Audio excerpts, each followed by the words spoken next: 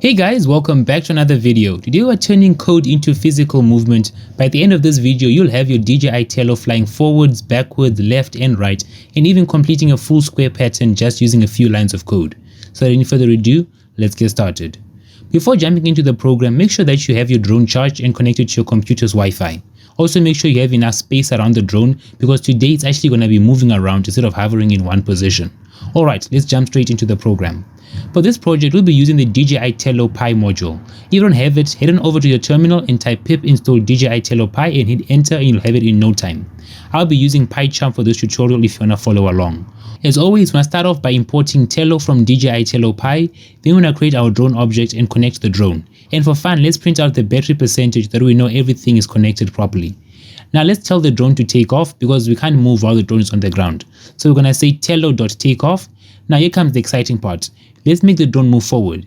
To do that, we're going to say tello.moveForward, and inside of these brackets we're going to put 50. The value over here is measured in centimeters. So this command over here is basically telling the drone to move forward by 50 centimeters. Now before we run it, let's add a short delay. This gives the drone enough time to complete the movement before the next instruction is executed. At the top of the program, we're going to import time and then add time sleep, and in these parentheses we're going to add 2. What this 2 does is that it tells the program to wait for 2 seconds before moving to the next set of instructions. After moving forward, let's land the drone. So we're going to say tello.land. Now let's connect the drone and run the program. And there we go. The drone takes off, moves forward and then lands. Pretty cool. Now the nice thing about the DJI Tello is that all the movement commands work in a very similar way. So let's make the program a little bit more complex. Let's have the drone move in a square formation to utilize all the directions. After this Tello move forward, let's add another delay of 2 seconds. Then when I say Tello move right, and these parentheses when I have 50 centimeters. Then I add another 2-second delay, and then when I say Tello move back, also another 50 centimeters. Then of course when I add another 2-second delay, and finally when I tell Tello to move to the left, which will bring the drone back to its original position.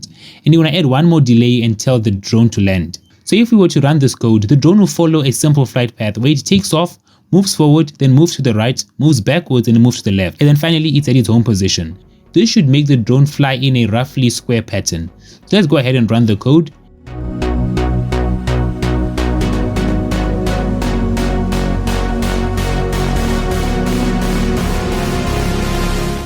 And there we go, the drone has successfully followed our flight path using nothing but Python code. And if you think about it, we're controlling a real drone in a 3-dimensional space using just a few lines of code.